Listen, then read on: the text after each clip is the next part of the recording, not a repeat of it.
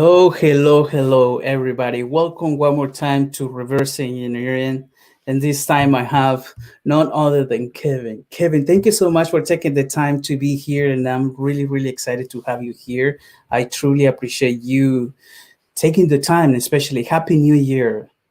Happy New Year, everybody. And I hope you guys enjoy the show because Kevin has an amazing story and I can't wait to dive deep into some of the things that we're not so comfortable talking about, but I think they make a huge difference. So thank you so much for being here, Kevin. How are you?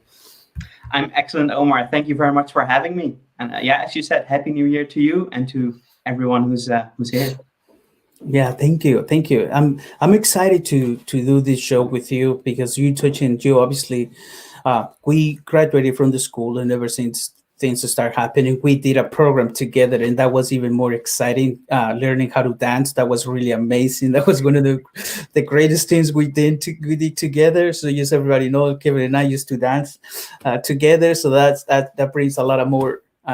Something more that we have in common. So we done great things. But like I think one of the things that I wanna mention is that you're a guy that when I met you is really intrigued because you're quiet, but once you talk, man, you have such a deep, like you made me connect like way deeper than I am. Like, wow, this is really awesome. I was really fascinated every time you talk. You captivate me. Like it's really hard for me to get captivated that way. So I'm really excited for today's show. But more than anything, I just want to thank you for being here. And before we dive deep into it, I want you to tell us who's Kevin. Ooh, that's very deep, Omar. Who's Kevin? It is right. It's such a deep question. Like, who am I? It is. Who is Kevin? Well, I guess it's easier to just give you a bit of my background story. There you go. So I'm Dutch from the Netherlands. I spend most of my time studying and living here. I moved to the Czech Republic after I graduated college, and after that, I started working for a large international company. Lived in Amsterdam for 7 years, working for that company, and then fast forward, I started to focus more on personal development, which was not all that in line with like a corporate America company. So I started to drift away from that a bit and decided, I'm gonna quit my job, take my money, travel, and see where that takes me. Which is essentially the last year and a half. So last year, September, quit my job, got on the train in Moscow all the way across Siberia, ended up in Mongolia for 2 months where I did voluntary work teaching English in a small school in the middle of the Gobi Desert. Ended up in Taiwan and the Philippines for a bit, and then spent 2 more months in Taiwan in a Buddhist monastery, which was a fascinating experience for me. And that was around the time that I joined the coaching school, which is also the time that COVID became more serious. And I hopped on a plane, went back home, and from that point on, went full on into the coaching course. And now here we are. Whoa. And just talking about going deep, you just going through it like, wow. I didn't know that. So I use, by the way, everybody, like there's plenty of people. I want to say hi to the people that is here because I think it's really awesome. Hi, Shannon. She's here. Joy is here. Thank you. Happy New Year, everybody. Everybody's saying hi to each other. There you go, Shannon saying hi. Alina is here. Happy New Year, Alina. It's great to have you here. Frida is here. You're so cool, guys. Yeah, we're cool guys. Yeah, we're the cool guys of the NLP program. Exactly. Nisha is always here.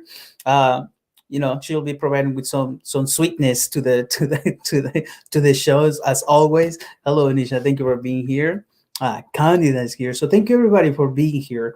And wow, man, you really surprised me with all the not crazy things, but all the great things you've been doing. So you've been doing a lot of work behind the scenes that I don't think a lot of people realize is what coaches really do. They think you just like taking the certification, that's it. For some of us are like that. But it seems like you've been doing some work even prior to the coaching certification. You obviously travel the world and spent 2 months in Taiwan, which you just mentioned that that was a transformative experience for you. I want to stay there because for me, I never been to Asia yet, but if there was one place, I will travel to those places uh, where the connection is way different than the Western way to do things, because I find it more intrigue. I already tried the Western, but I want to try the other side, which that's one of the Right. things that I'm always seeking. I'm always like seeking that trail. So for me, I wanna stay there, and I wanna know how was that experience, and what was it that it captivated you to make you stay for a month?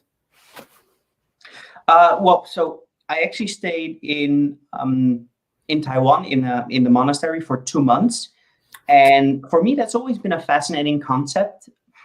So I'm not religious in any way, but the whole concept of Buddhism and that calm and that peace and that kind of that unity mindset that everything is essentially one, right? That always kind of captivated me. So when I had that opportunity, I took it, and I actually extended my stay so I could stay for longer. And if I wouldn't have gone home because of COVID, I would have stayed there even longer. But it was, the entire experience of living it was a massive monastery with over 500 monks. So it was an active monastery, huge complex, a lot of visitors as well, a lot of tourists, but all the monks were living an actual monastic life. And I was one of the people who was able to participate in that on a daily basis, which is just, it's incredible how those people live day to day. So it was like getting up in the morning at like 5:30, at 4:30, joining morning chanting, going to their meal, so breakfast, lunch, and dinner, which is just an experience in itself. There's like absolute silence, no one talks. So just the whole idea of being able to sit with your food and focusing on nothing but your food and being grateful for the food, where it comes from, the entire process behind it, and that absolute mindfulness in everything that you do, in the walking, in the eating, in the talking, in the not talking. That's just, it's been incredible. So to be able to do that and be in that for 2 months was very intense, and by no means did I do everything that the monks did, right? So I had a very, very relaxed version of it. But still, coming from Western society, that's very different. And it's been just eye-opening and very enriching to experience that energy and the atmosphere that was in that monastery. To be part of that was very, very valuable. Yeah. Wow, that is really really fascinating. What you just said, being able just to sit still, and if you're eating, just concentrate on what you're doing. Because oftentimes we eating and we're on our phone, or we multitasking, whatever that means. We're doing some other things. We're always trying to do different things because we feel that we're going to accomplish more, but we don't understand that in reality, you're not multitasking. You're actually trapping tasking. Wow, I never said that before. That's interesting. Yeah, you're actually not multitasking. You're actually trapping tasking. So it's really, really amazing, really fascinating. And I'm glad that you were able to touch that. Now, how does that connect you to the coaching? You obviously came back because of COVID, the situation that we're all still living. We're all still in it. But how did that took you to the coaching path? Yeah. So the last 2 years or so that I was working in my corporate job, I started to focus more on personal development. And that is along that 2 year path. Those last 2 years of my job is where my values started to change. And I started to drift away from the corporate corporate lifestyle. So that was the start of it. And I was already having a lot of conversations with colleagues, which were a lot more focused on them as people as opposed to the job. So it was for me a natural choice to move away from something that was so focused on corporate. And then during my travels, I naturally got into conversations with other travelers and other volunteers to discuss whatever it is they were doing, because everyone travels for their own reasons, right? So a lot of what I now end up doing with coaching is what I, in a subtle way, was doing with a lot of the volunteers and people I met along my travels as well. I just wasn't aware yet that I took a more coaching approach to the conversations I had. Now, and as you know, right, as coaches, we don't advise, and I did a lot of advising with the people I met along the road, but there was definitely a lot more coaching in there than I was aware of, that I now do know. Mm. So when I was in the monastery, I got a message from the Jay Shetty and the Genius group that they were starting the coaching school, and I've been part of Genius for years. So that just came up, and part of my my reason for wanting to travel was to figure out, like, we'll see. I'll go away for a year and a half, and I'll see along the way what I want to end up doing. So, around the time that COVID became more serious, I enjoyed the conversation I had with people in a coaching style, and then the coaching school came up. That combination for me was just essentially me telling myself, how many hints do you need that this is the path you need and want to take? So that is how I essentially got into coaching. Well, it is really interesting path you've been diving into. You obviously been into the personal development. You're that are just like me giving advice, because that's what we think was the best, right? Because we're so cool that we just try to help people, but we Yeah. come to realize in the school where you're actually not advising, because it's true. Every single one of us have our own map of the world. Whatever experience you're not going to experience, it Yeah. might be alike, but it's not going to be the same. In fact, we never experience the same thing the same. Nothing is the same. It just happened once and that's it. Right? So it's really, really interesting. Now, I want to diverse a little bit. I want to talk about your coaching niche, because for me, it is my cup of tea. It is something that I enjoy. It's something that I get fascinated. I fell in love with, and it's actually one of my values. Transformation is one of my values.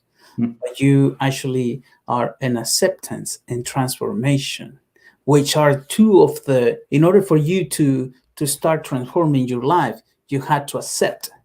So this is why reverse engineering, it's really important for me, because in order for you to transform your life, you have to accept where you are, and you actually, your niche is just captivating me. When I saw your niche, I'm like, this is really awesome. So I want to talk about a little bit about your niche. What make you go in that direction? Yeah. So my niche specifically is, well, it's not a niche. So it was initially more focused on the group of people that I want to serve, and my niche came out of that. So the group of people I want to focus on are people who are more introverted by nature. And being very introverted myself, and having lived through it my entire life, obviously, I've experienced how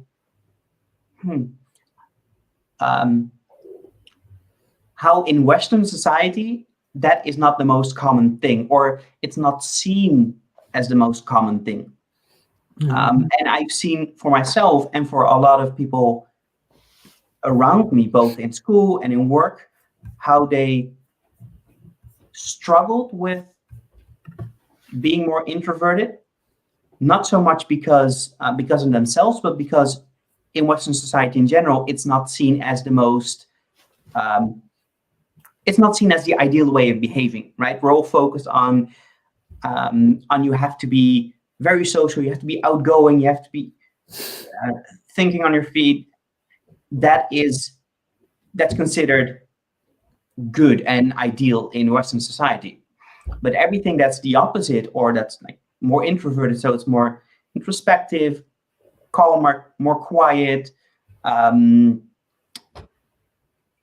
being more okay with being on your own, not always being outgoing and social. Yeah. That's more often seen as, are you okay? Are you having a good time? So the whole idea of like, if you're not jumping up and down when something happens, then people automatically assume like, is everything okay? But just because you're not jumping up and down doesn't mean anything is wrong. But that's still that Western society mindset of Mhm. I don't want to say idolize, but to an extent, we do prefer the extroverted way of behaving.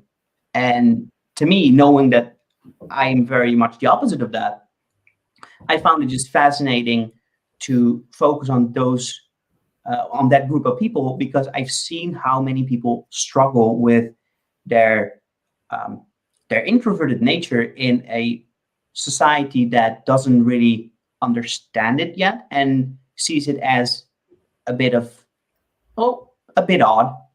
I think it's fair to say.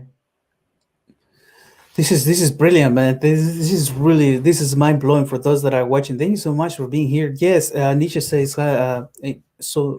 Yay for the introverts. Yeah, thank you, because I'm an introvert myself, and for me it's like people sees me doing all those things, but when I'm behind the scenes, I'm the most quiet person because that's who I am.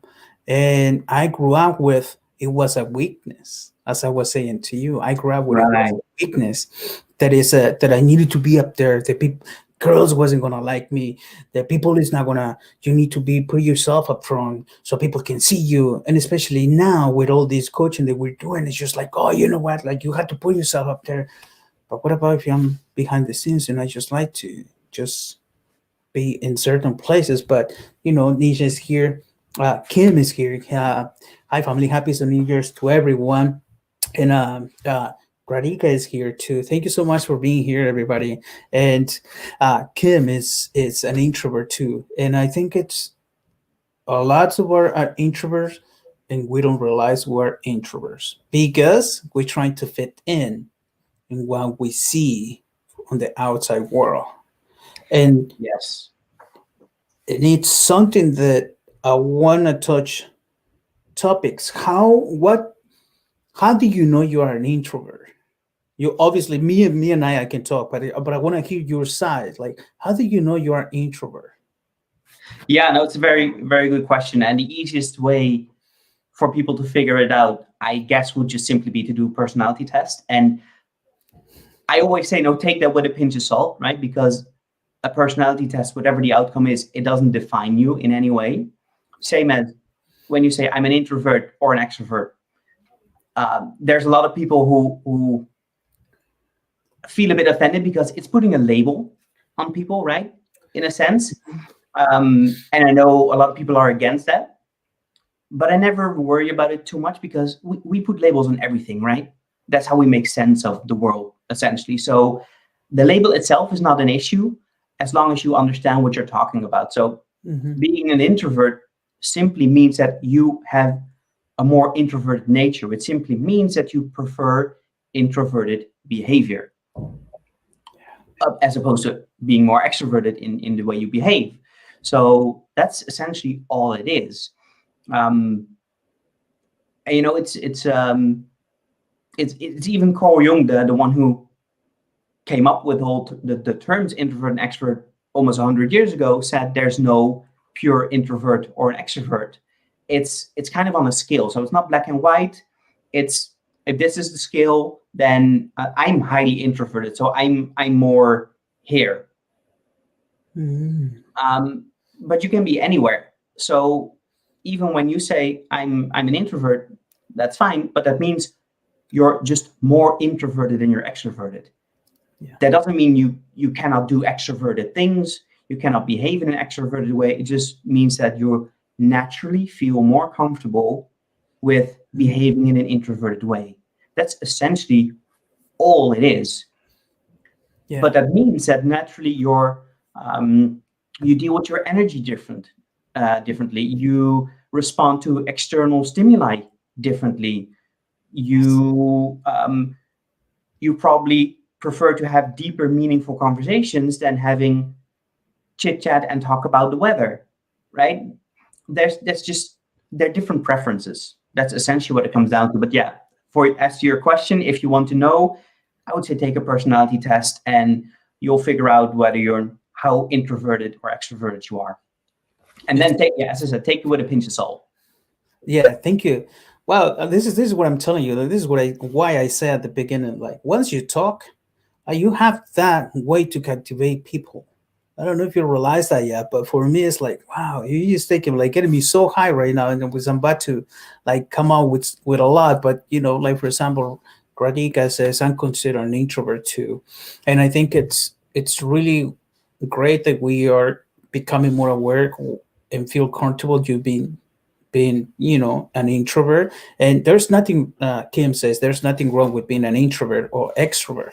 The question to ask ourselves is, does that hold us back in any way from where we wish to be? And thank you so much for that comment, because I want to stay here. And she just pretty much like connected with what I was going to say.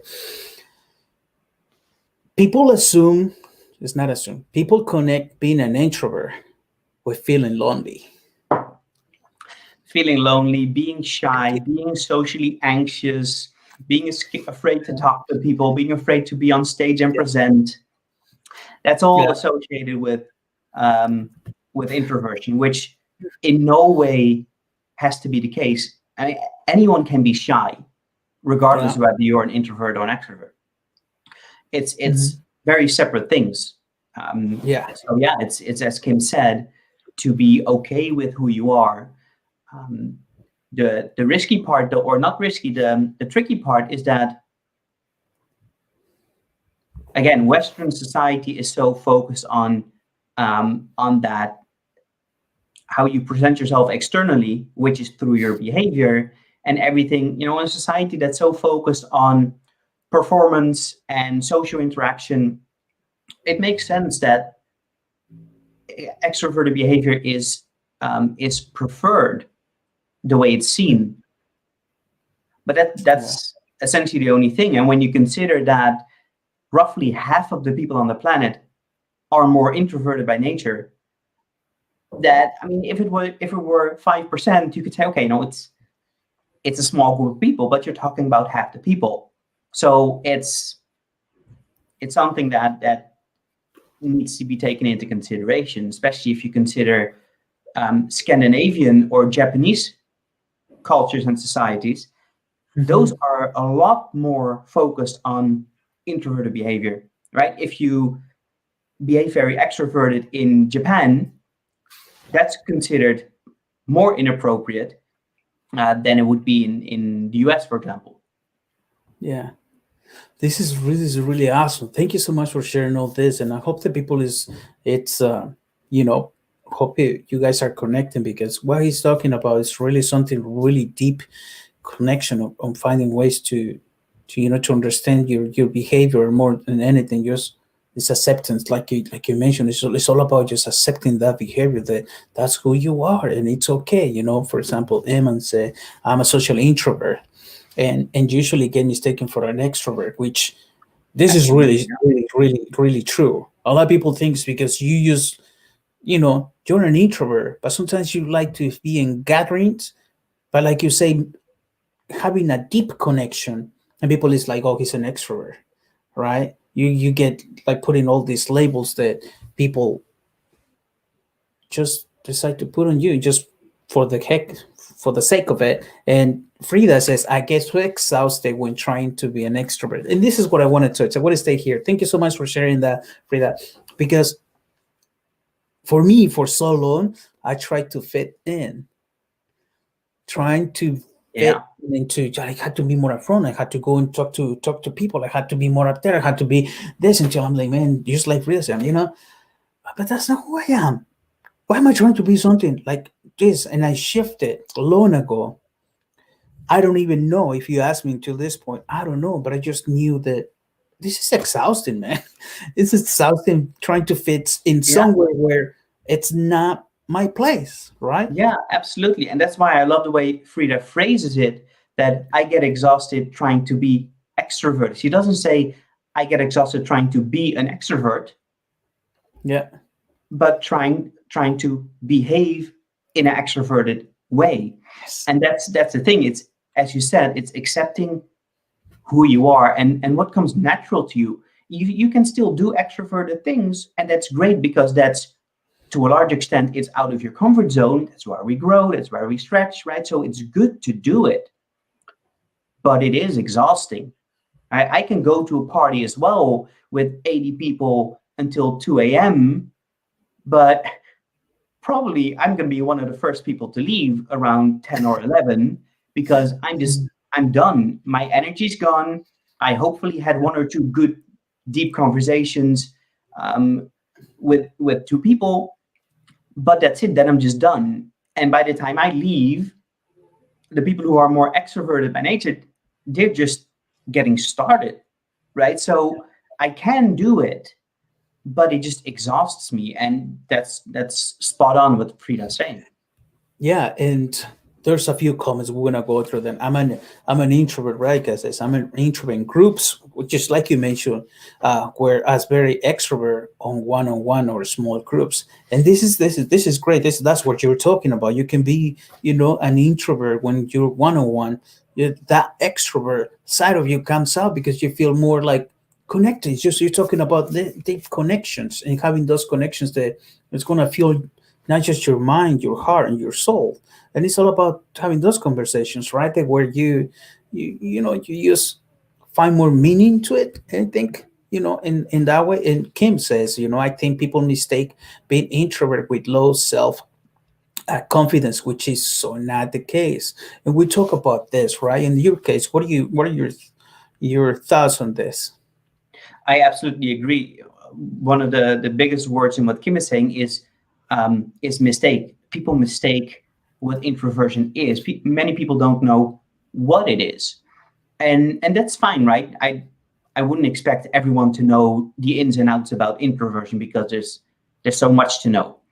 But what you do notice is that a lot of people talk about it and they mention it or they refer to it, but they just don't know what it is they're talking about. And that's not in any way bad to them, but you do notice that. So when you behave in a way that is anything other than essentially jumping up and down, being very energetic, and being very engaged socially, then you get told that you're introverted, or they'll say you're an introvert. But if you ask them, what do you mean with that? Half of the people don't know what to say because they never really thought about it. They know the word, they see it referred to a couple of times, but they don't know what it actually is. Big chance they would describe it as someone who's quiet, withdrawn, someone who's shy, someone who doesn't like to talk to people, and that's so not the case, Yeah. right? It really depends on so many things, and again, it's behavior that comes natural to you, that you prefer, that you feel comfortable with. Again, you can do the opposite or you can stretch yourself. But if you say, ideally, what would you do? Mhm. Then you gravitate naturally towards something that's Yeah. comfortable and natural to you, which is more an introverted way of behaving. And Mhm. yeah, automatically people link that to low confidence, lack of self-esteem, but those are very different things. Yeah. There you go. Thank you so much. Hope you guys are liking it and enjoying it. So please play the share button, please the like button, because Kevin is dropping some freaking wisdom bombs, man. Gonna collect so much information. Hope you guys taking notes because I'm gonna be sharing some really interesting, really cool stuff. I'm gonna go through the comments, but thank you so much, Kevin. I really appreciate you like dropping some really amazing wisdom though. You Uh, do know that today is International Introvert Day, right? No joke. No joke. 2nd of January. 2nd of January is International oh Introvert Day. yes, yes, So there it's you the go. perfect topic There for you today. go, Boaz. There you go. Awesome, man. Thank you so much. I didn't know, but there you go. what a better way to celebrate New Year's, Mm. the introvert day. This is really awesome. Right? So Radhika says, for me, the only thought part of it of being an introvert is to be very firm about my boundaries. And I think this is really important, understanding Yeah. where how far can you go, but and just be aware of that, right? And just understanding that, I don't like this energy. I enjoy this energy. You know what? This is how much, but I think it takes time for you to understand that behavior, to Yeah, understand. true. And and that's where acceptance comes in, right? And not acceptance for others, but acceptance about yourself. Because boundaries in general are tough, right? Regardless of what type of person you are, boundaries are difficult to deal with for others and for yourself. And Yeah.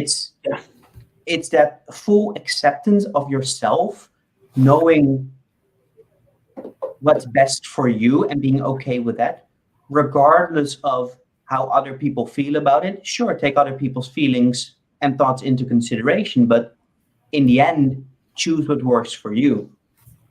Yes. And when you have that part covered, which is by no means easy, then boundaries become um, less of an issue. Now, obviously, it becomes harder when it's with people you love, right? My brother, for example, is the opposite in almost every way of me, and he has accepted that I am the way I am. He'll never understand it. He said that out loud when we talked about it, which is fine because he just, for the life of him, he cannot comprehend that the Yeah. things I do make me feel good and make me happy Yes. because he would never be happy himself doing those things.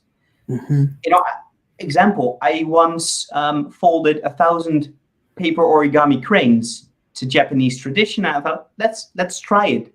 To me, it was also about discipline, about challenging myself, seeing if I could do it. It was meditative in a sense to just focus on the same thing over and over again. To my Yeah. brother, that would be a punishment. To make him do that, like in no Yeah. way. Sitting down for hours reading a book, he would go crazy. So Yeah. he cannot imagine that he would be happy doing that. Therefore, he cannot imagine me or someone else being happy doing that. So that is the disconnect, right?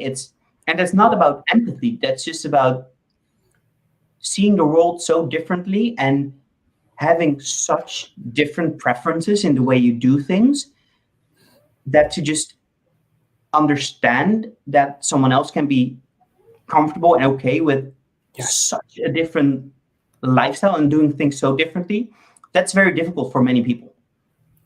Yeah. Thank you. Yeah, it's true. It's really, really interesting. Once again, we're trying to fit in, and then we don't fit, and we feel like exhausted. We feel like just unease, right? And Alina has something. So I almost covered you though. Sorry about that. Alina says, "How about or as coaches, we have so much knowledge to share and so much love. Yet we get camera shy. I know I do. Is it is it we are introverts or is it imposter syndrome or both? What do you guys think? I want to answer that, but I want your Yeah, go for it.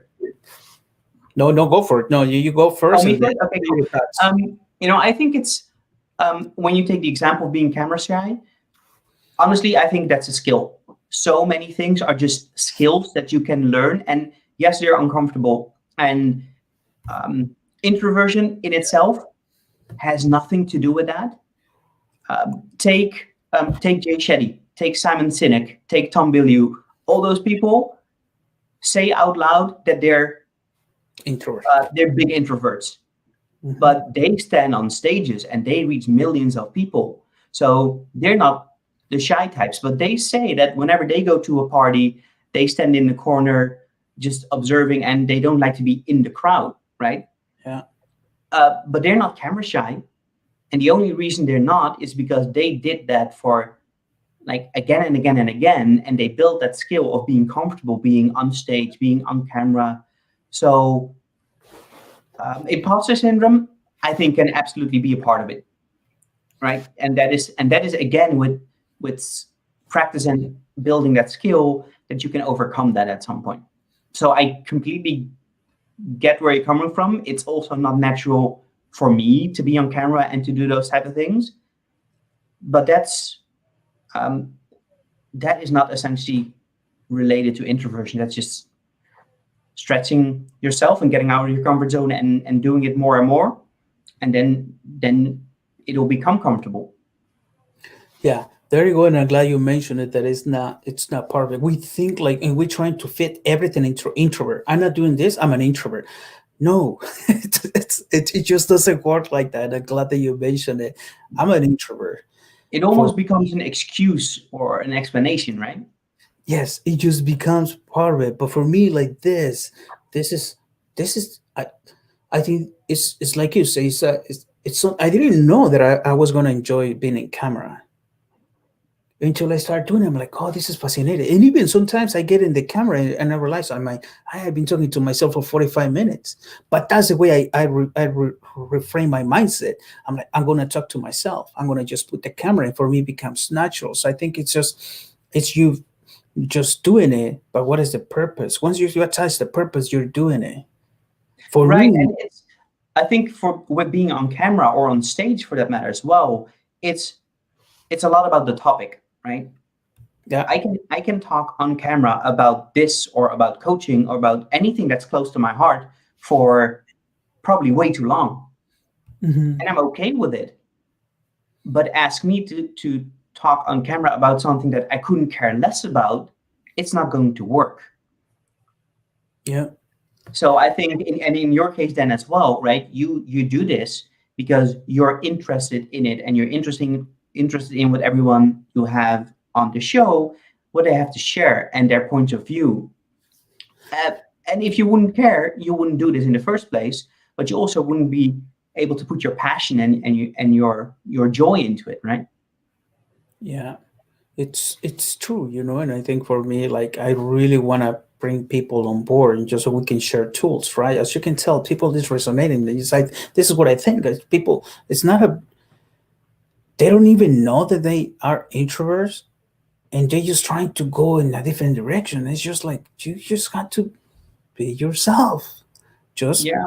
so that's who you are. Accept yourself and moving on, right? Want to go a little bit to the comments because there's a lot though. You had the whole entire show like going crazy, which is awesome. It's amazing. So when I am asked about this, I always explain that I like to lean in quietly to a group and get the read on the energy before deciding how can I contribute in an authentic, powerful way. This is really cool. Kim, thank you for sharing. This is really cool. You've been aware of the energy, and I think at least for me, I do I do pay attention where my energy goes. And I think we as an introverts, we don't we don't realize that until it's a little bit late. And that and then it can attach us a little bit as well to the boundaries, certain boundaries. But for me, is the instead of boundaries, I say I'm just protecting my energy. Yeah. I'm Yeah. trying to just protect Absolutely. my energy. Yeah. Instead of boundaries, because when you say boundaries, it's just like you're putting a wall. For me, it's like, I have my shield, but I can let it down and just let me see the energy, how it feels. And it's okay. I like this. I can stay here. Right. So what do you think about that? I absolutely agree. In the end, ideally, we wouldn't care less about introversion, extroversion, or whatever, right? That it would just be everyone would be accepted the way they are, and everyone would be okay with it. And I guess we all want that, but you see, in both in school and in work, that is just not the case because it's so stuck in something that's always been done, and that is the right way of doing it. So that's how you're supposed to be doing it. That's how you're supposed to behave in order to fit the norm and for you to be okay. And anything outside of that or that deviates from that is considered um, different or something that needs to be adjusted to fit the mold, right? Mhm. So take it with school. That's why I like the example Kim is giving about how you like to learn. In school, you're expected to do things a certain way, and if you don't, then okay, you have to adjust your behavior in terms of learning. At work, um, if you have a brainstorming session, do not put me in a brainstorming session. Tell me 3 hours from now we're going to have a brainstorm session. This is the topic. Perfect. I have 3 hours to come up with things to contribute to that session. But pull me into a meeting and say, now we're going to brainstorm. I'm like, that's cool. You'll be lucky if at the end of it, I'll be able to contribute 1 or 2 things, because I need that time to process things internally. And that is not me shutting down. And when I say me, I mean introverts in general, right? That's not me shutting down. That's not me not wanting to contribute. There's actual scientific reasons why that doesn't work. There's literally a difference between the blood flow pathway in the brain that's different with introverts and extroverts. Yeah. And that really means that it takes more time, and the process is different for people who are more introverted. So, when everyone's excited about, let's go into a brainstorm session, that's awesome. But consider that probably half the people in the room are not good with that way of doing things. Tell them up front, like, hey, we're going to do that in 2 hours. Perfect. Then you'll have everyone in the room being able to contribute in the best of their abilities, because half of the people know up front, they've been able to prepare, and all the people who are more extroverted, who think on their feet, they're perfect with brainstorming. So it's about making those tiny adjustments that cater to half of the people who are now often kind of being left out, both in school and in work. Yeah. This is really awesome, because it's true though. Like I remember back in when I was a kid, like people would say like, hey, let's brainstorm, right? And I remember I was left out most of the cases, most of the times, because I just couldn't, like, I don't function like that. But if you get me to take the homework home, I'll come back and I'll get straight A's. But if they put me in this, I gotta brainstorm. I'm like, I don't function like, I'm like, I'll get shut down. I'm like, I don't know what to say. I was left out, right? It's the same with like a normal meeting at work, for example. Then let's say half the people are more extroverted, the others more introverted, and there's a question from your manager. Then you'll probably have the people who are more extroverted, they're excited to share what they have to say, and that's good. They might have the right answer. But you might also have had that same answer in your head. Yeah. Now, what are you going to say? What Kim said, I want to echo that. It's like, why? Kim said it. You don't need to echo it. Just so people know that you had that same thought. So you get that validation and that acknowledgement that that you're contributing. But if you don't say anything at the end and they ask you, do you have anything else to say? You're like, well, no. That doesn't mean I don't contribute. Doesn't mean I wasn't interested. Doesn't mean I wasn't thinking about it the entire time. It just means I have nothing of value to add, because either everyone else already said the things I wanted to say as well, or I just simply don't have anything to add. Doesn't mean I wasn't interested and not engaged. Yeah. But that's how it can seem. Right? And so, then for me, if you would say, I had the same thing in mind as that person said. I was like, really? Did you? Right? It's being questioned if it's genuine or not. Yeah. But it's and there's a very different way with how people who are more introverted and extroverted behave in meetings. And again, there's the extroverted behavior that's appreciated, but the introverted way of behaving, it's not really taken into consideration that is a way that works better for half the people. So if you would say, these are the topics, and that it might not work in every meeting, right? But if you'd say these are the topics, think about it for a couple of minutes, and then we'll do a round and we'll see. You'd be surprised what comes up from the people who you hardly ever hear speaking in meetings, because they had time to come up with it. If you'd say, you and you always have something to say, which is perfect, but now let's do the other people first. You'd be surprised what comes up, because they get the opportunity. But people who are more introverted just are not the type of people who say, like, who has an answer? Yeah. They're not like that, right? They just stay in the back. They give others the chance to say something if they feel like it, which means that others will get the floor, which makes sense. But it doesn't mean they're necessarily shy or they don't have anything to contribute. They just, they're not that reward driven, right? which is also scientifically proven. So they don't need that validation that much to have the manager say, good answer, because it doesn't reward them. So they don't feel that driven to be upfront with their answers. Yeah, no, this is you're so spot on, and I think thank you for sharing all of that because I think it's really true. Like it just, I remember like I wasn't like in the way I grew up, like you always looking for that person to raise their hand. Like I know the answer, but there will be like the person, or sometimes like it will be the guy or sitting in the back, right? That tells you something, and I usually use try to sit always in the back, and most of the times the teachers will bring me to the front and then I will just like, and I had to sit the whole year, so something I was forced into it, and it was really really hard for me at times to cope with it because I didn't have a choice. In Mexico it's like you didn't do it, I would get beat up by the teachers because that's the way it was. No, I'm serious, Yeah. it's true. And the funny thing is, like, we'll tell my mom, and my mom will say, like, we'll go to the school. It's like, it's okay, just hit him more. And he doesn't understand. I'm like, well, what was the point for me to bring you here? Just to tell me, get the beat up more? Actually, that sounds funny, but it's not funny when it was happening. You know? No, it's actually it's not funny at all. But it is okay. And the beating up is not okay. I might disagree with that, but the teacher taking you to the front of the class, I can imagine that is a very difficult situation for a teacher as well, right? Because if they say, raise your hand if you know the answer, I, I never raise my hand, even though I know the answer. That's not because I'm shy. That's not because I don't want to give the answer.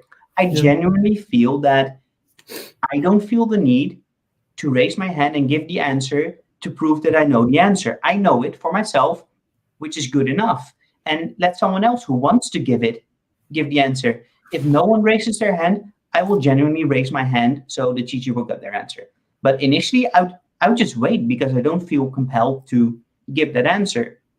Now, I do understand that from a teacher's perspective, they might think like, oh, he Yeah. never does anything. He might be uncomfortable. He might be shy. Let's try to include him. So it all comes from a genuine and good place. Yeah. But half of the time, there's no need for it because that person's perfectly fine. The teacher just doesn't know it and they have to make a decision and they base it off of what they've been taught and what they think is the right way of behaving in a class. So they decide, let's bring them up front or whatever it is they do. So I do get that it's difficult to deal with that from a teacher or a manager's perspective because they've also been brought up in with the mindset and the view of this is how you should behave to Yes. fit the norm, right? Yeah, it's true.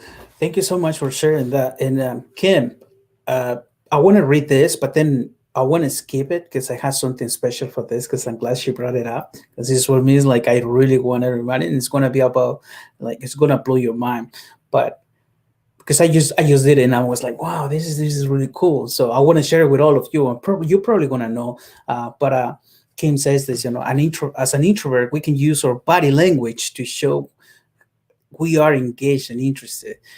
It's so on point. But before we get into that, Bean says I find myself more productive and analytical being an introvert, which is really true. That's how we do. Like you're some point when you were talking about the whole entire you being more productive, right? When you're just like quiet and just trying to do your own thing.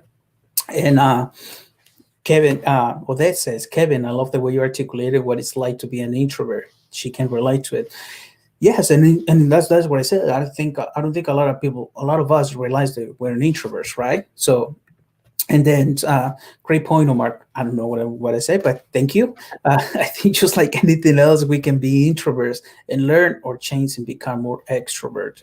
And yes, into certain way, right? You don't necessarily. I think you trying to be extrovert, introvert, and all that. Just be yourself. That's the best way I can. Yeah, exactly. And I think that's why this is a very good point because yes, you can absolutely behave more introverted, Mhm. but essentially, it's introversion is just what your um, what you naturally prefer, right? And you are either more introverted or extroverted, regardless of like what the percentages are. But you'll always be more naturally inclined to behave and feel more comfortable with an introverted way of doing things, or a more extrovert, or you're kind of spot in the middle. Then you're like you have both like equal. Yeah. So it's not so much that changing and becoming more extroverted, but it's you can definitely behave more extroverted in situations that where it's maybe more appropriate or more convenient for you, Mhm. right? Yeah. So It's true. it's and that's why I like it that it's a preference. You Mhm. feel naturally at your best behaving in a way that's more natural for you, but it doesn't mean in any way that you cannot do anything outside of that, right? You can behave as extroverted as you want, but you'll probably always gravitate back towards your natural comfort zone, let's say. Yeah. But you can step out of that as often and as far as you want whenever you feel like it. And that I think is the beauty of it, that people realize that it's a spectrum you're on, and you can move around as much as you want. You're not stuck in a box that's labeled introvert with a couple of words that define you. It's like you have that box, but there's another box next to it with You're extrovert and breathing. different words, and you can jump in and out and move around Yeah. all the time. It just you'll probably always gravitate back towards a more introverted way of behaving if that's what you're naturally inclined to do. Yeah, this is really awesome. Thank you, Kevin. Thank you for sharing all this. This is mind blowing. I mean, I'm having a really great time. I hope you guys having a good time, and I hope you guys enjoying it. And I want to go back to this. As an introvert, we can use our body language to show we are engaged and interested. What are your thoughts in it? Because I had so much to say, and I'm actually going to share something that I'm really excited about it. But what are your thoughts on this one? I agree, and I think we do that in general all the time, and the majority of the time probably we're not even aware of it, right? But yeah, absolutely. I think if you do it more consciously, then you can definitely use it to your advantage. And if you know you're more introverted, then yeah, it can be a huge advantage to consciously use your body language and or gestures to show that you're engaged and that you're interested. Absolutely. Hmm. This is really, really awesome. And I truly believe that your body language may show many different things, as well as your to showing you're engaged and interested, and at the same time showing that you're not really interested. And this is here is for me where the love languages of introvert comes into place. And the reason why I want to touch that is because we had to know our love languages as an introvert. I don't know if you guys are familiar with, but grab your pen, write it down, because this is something that's going to blow your mind. And it's really cool, actually, because when I was doing it, I was like, wow, I do relate to this so much. So I don't know if you know them, Kevin, but here they are. The love Yeah. languages as an introvert: acts of silence, words and adaptations, quality time alone, physical space, and receiving gifts. Based on this, you can start getting to know yourself more. So you can fully invest in the more you want. What do you think about those love languages? Is there anything that I'm missing? What are your thoughts, Kevin? No, so I know them, and I think it's very valuable to know that about yourself, and if you have a partner, about your partner as well, about your relationships in general, right? If Yeah, I know the love language of my brother, and love doesn't mean romantic love, right? It means like love in general. yeah, Then I know how to approach him best. If I know that his yeah, love language is strong as well, like when receiving gifts, then I can come and give him a hug or whatever, or give him space and time, which he'll receive that, but he'll never receive it as strong as when he gets a gift, because that is what he resonates with the most. So that's for other people. but for yourself, it's super important to know as well. Yeah, because again, it's all part of understanding, right? It's the same thing with introversion, with love languages. If you know yourself better, then things make more sense. To me, these are all pieces of a puzzle, right? You're a massive puzzle, and knowing your own love language, that's a few pieces to the puzzle of you that you put in place. Understanding what your personality is like, regardless of how much it might change over time, that's pieces of the puzzle. So you get a more complete picture of who you are at that point in time and for the next few years, maybe. So you just understand yourself better. Yeah, and I think it's really important to get to know yourself and get to know your love languages. How do you like to enjoy yourself by being just alone? Because as an introvert, that's something that we enjoy. Like myself, acts of silence. It's I And that's gold. like, Yeah. I like it. I enjoy it. The quality time alone. I don't have any problems. Like that's why I think I'm coping so the best way I can with this entire uh, pandemic. Because when they tell me like you're gonna be on lockdown, I'm like, yeah, it's okay. Like Yeah. really, I was like, it's not like time alone, just being in one place. I got this. I'm cool with that, right? And I think it's just really, really awesome once you get to know yourself. You understand yourself better, and when you know the other person, how they like to spend their time. If that person likes to receive gifts and they like to the words and adaptations or acts of silence, what they like, or when they angry, when they just need the time, or they actually want to talk more, right? So it's really really cool, and it's like Nisha, for example, here says, "Thanks for bringing up that extroverts need more external validation, and the research shows this too. Helps me understand something that I know better. I know even better, which is really really cool that you were able to get all this. I had never heard of love languages for introverts. That is awesome. Well, there we go, and I hope you copy them because I don't know what I put in, but I hope you copy them. But this is really cool, and then that's what I said. Like I don't think a lot of us understand that because we don't realize that we're introverts, right? Now, Yeah.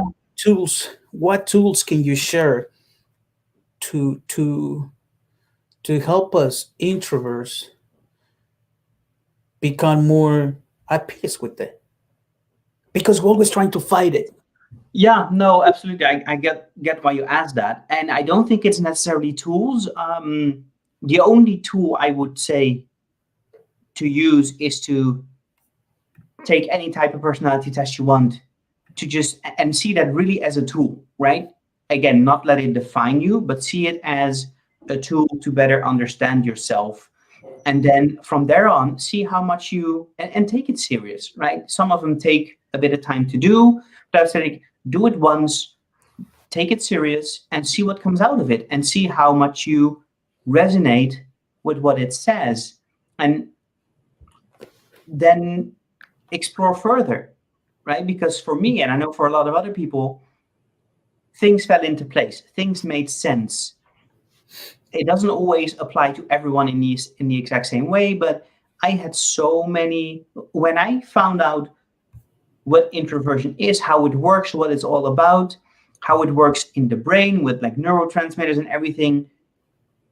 I made so much more sense to me, and my entire past in terms of my behavior, my preferences, everything I did, it made sense to me. Yeah. And it doesn't uh, yeah, that's it. It made sense to me, and I understood myself better, which helped me to accept myself the way I am a lot more, and getting to the point that I'm perfectly okay with the way I am, with the way I behave, not joining parties, not doing things when I go to a drink with work that I leave after an hour, being okay with that because I know and I feel that that's right for me.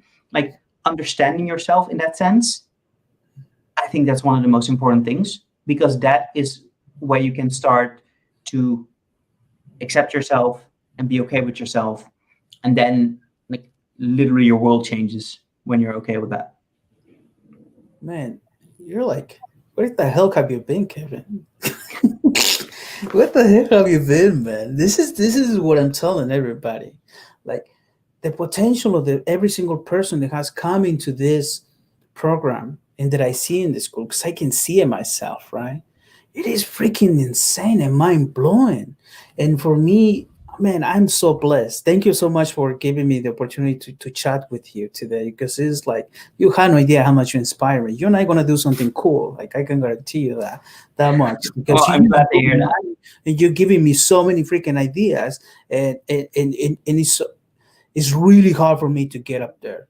But once I get up there, I just like to hang in there. So thank you so much for putting me up there. But it's been an hour though, and I really enjoyed this whole entire time. I hope you guys enjoy it too. And thank you for being here, everybody. But Kevin, is there anything else that you want to share with us that I haven't been able to touch, or I haven't been able to ask you? What would that be? Well, I can talk about this for hours. So, no, I think the main thing I would say is figure out what works for you, and stick with that.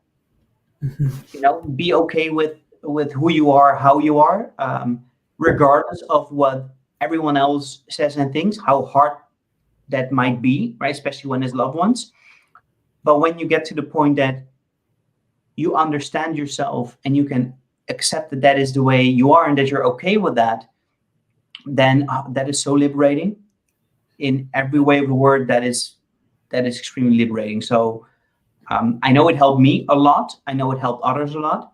So if you're not sure how introverted you are, just take a test and see what comes out of it. Again, it's not written in stone. Take it with a pinch of salt. It doesn't define you, but it does give you the opportunity to understand yourself better. So that would be my one takeaway. Just find out and read up on it if you want, because it can really help you understand yourself better and be more okay with yourself.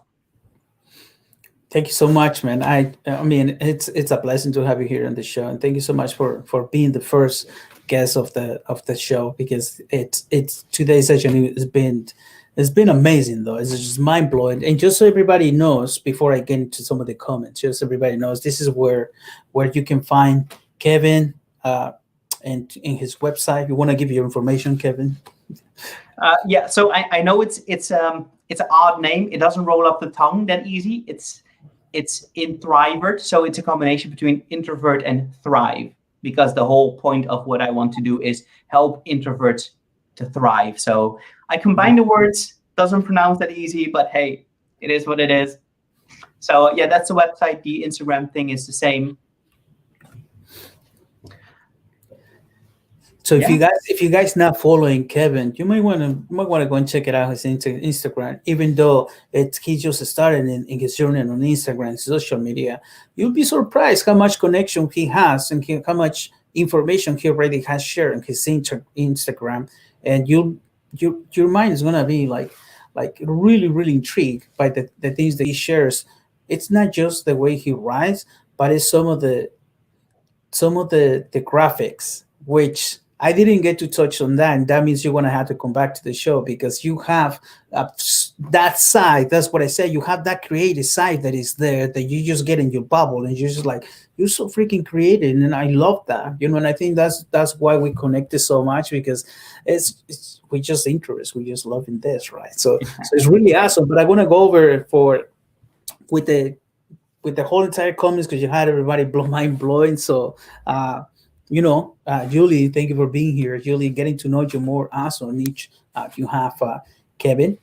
Thank you, Alina. Thank you for being here. Thank you, Omar and Kevin, for your time and all the wisdom, your authenticity, Kevin. Thank you.